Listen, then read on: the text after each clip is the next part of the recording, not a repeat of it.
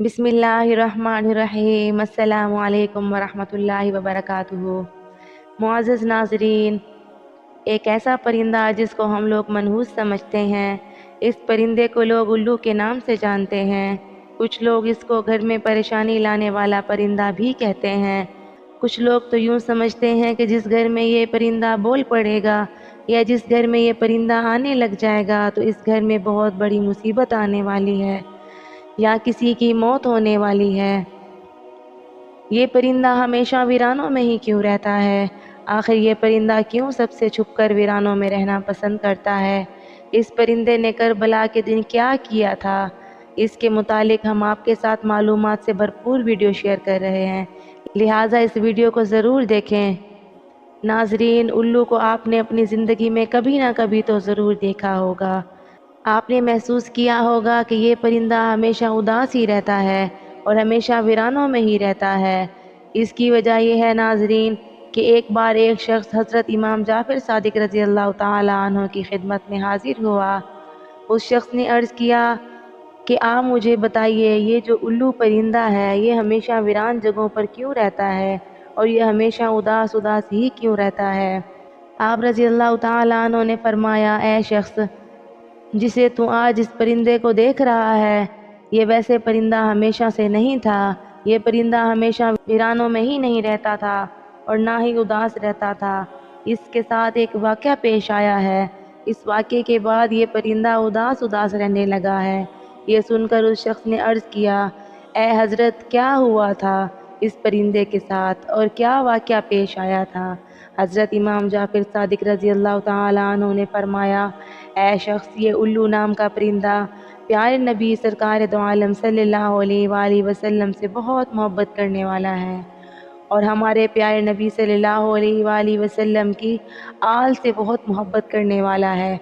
जब इस परिंदे को पता चला कि हज़रत इमाम हुसैन रज़ी अल्लाह ताला अन्हु करबला में अपने तमाम लोगों के साथ रुके हुए हैं, तो ये उल्लू मुहर्रम की रात करबला में जा पहुंचा और जाकर हज़रत इमाम हुसैन रज़ी अल्लाह ताला अन्हु से अर्ज़ करने लगा, ए हुसैन, मेरे लिए क्या हुक्म है?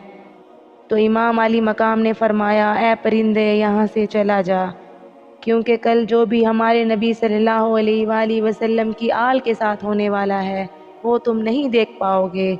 तो ये सुनकर इस परिंदे ने कहा, या हुसैन रज़ी अल्लाह ताला अन्हु, मैं यहाँ से नहीं जाऊँगा, यहीं पे ही रहूँगा। जब उल्लू परिंदा ज़िद करने लगा तो आप रज़ी अल्लाह ताला अन्हु ने फरमाया कि ठीक है, तुम रुक जाओ। इसके बाद इस परिंदे ने करबला का पूरा वाक़या अपनी आँखों से देखा। यजीद ने हज़रत इमाम हुसैन रज़ी अल्लाह ताला अन्हु का सर मुबारक आपके बदन से कैसे जुदा किया, इस परिंदे ने सब अपनी आँखों से देखा। हज़रत इमाम हुसैन रज़ी अल्लाह ताला अन्हु के साथियों के साथ जो भी सलूक किया गया, इस परिंदे ने अपनी आँखों से देखा। तभी से ये परिंदा इंसानों से नफ़रत करने लगा और इंसानों से डरने लगा। ये परिंदा रातों के वक्त अंधेरों में घूमता है। जैसे ही उजाला हो जाता है इंसान उठ जाते हैं, वैसे ही ये परिंदा वापस लौट जाता है। कुछ लोग उल्लू को मनहूस समझते हैं। इनको ये नहीं पता होता ये मनहूस किस वजह से है, बस ऐसे ही इसको मनहूस कहना शुरू कर देते हैं। ये किसी के घर के आसपास आकर बोल दे तो लोग समझते हैं कि हमारे ऊपर कोई मुसीबत आने वाली है। कई लोग तो ऐसे हैं कि लोग इसके बोलने की वजह से अपना घर बार छोड़ देते हैं। इन लोगों का उल्लू को मनहूस समझना एक जाहिलाना सोच है। ये बेचारा परिंदा तो कभी कभार ही बोलता है। ये बेचारा तो इंसानों से डरता फिरता है। इसको कहीं पे ये इंसान नज़र आ जाए तो फ़ौरन उड़ जाता है। तो ये परिंदा भला किसी का क्या बिगाड़ेगा? आपको ये जानकर हैरानी होगी कि इस दुनिया में 205 इक़साम के उल्लू पाए जाते हैं, लेकिन इनकी पूरी कौम को दो ख़ास कबीलों में बांटा गया है, एक बाराने उल्लू और एक दूसरा आम उल्लू।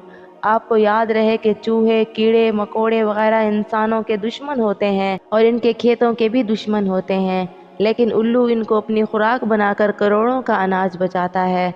उल्लू लोगों की माली मदद करता है, इसलिए उल्लू इंसानों का दोस्त कहलाता है। आम तौर पर इनकी उम्र लगभग 12 साल होती है।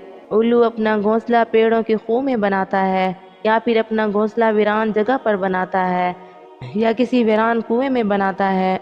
آپ کو بتاتے چلیں کہ دیگر باتوں کے علاوہ بھی انسان کو مخاطب کرتے ہوئے ایک غلط بات بھی بولی جاتی ہے کہ الو کی طرح دیدے دکھا رہے ہو، لیکن الو بیچارہ تو اپنی آنکھوں سے معذور ہے، وہ تو صرف سیدھا ہی دیکھ سکتا ہے، وہ ہم انسانوں کی طرح اپنی نظریں نہیں گھما سکتا، وہ اپنی صرف گردن ہی گھما سکتا ہے۔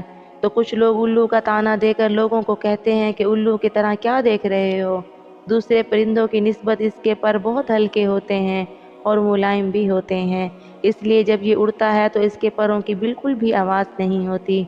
ناظرین، الو کے متعلق مختلف علاقوں میں مختلف عقیدے پائے جاتے ہیں، جیسے کہ برطانیہ میں الو کے بولنے یا اس کے رونے کی آواز کو منحوس سمجھا جاتا ہے، جنوبی افریقہ میں الو کی آواز کو موت کی علامت سمجھا جاتا ہے، کینیڈا میں لگاتار 3 دن الو کے بولنے سے کسی کی موت سمجھی جاتی ہے، چین میں الو دکھائی دینے پر پڑوسی کی موت سمجھی جاتی ہے، ایران میں الو کی اچھی آواز کو خوشی کی خبر مانا جاتا ہے اور رونے والی آواز کو بری خبر سمجھا جاتا ہے، ترکی میں بھی الو کو منحوس ہی سمجھا جاتا ہے، لیکن سفید الو کو صحیح سمجھا جاتا ہے، ہندوستان میں الو کا گھر پر بیٹھ کر بولنا صحیح شگون نہیں سمجھا جاتا، اور ہندوستان میں دیوالی کے موقع پر خوشی کی خبر کے لیے لوگ الو کی بلی چڑھاتے ہیں، یعنی الو کی قربانی دیتے ہیں۔ ہم امید کرتے ہیں کہ آج کی ویڈیو سے آپ کو بہت معلومات ملی ہوں گی۔ ناظرین، ویڈیو کو اپنے دوستوں کے ساتھ بھی ضرور شیئر کریں اور اس طرح کی مزید معلومات کے لیے ہمارے چینل کو ضرور سبسکرائب کریں اور بیل آئیکن کو پریس کرنا نہ بھولیں۔ ملتے ہیں اگلے کسی اچھی ویڈیو میں، تب تک کے لیے اللہ حافظ۔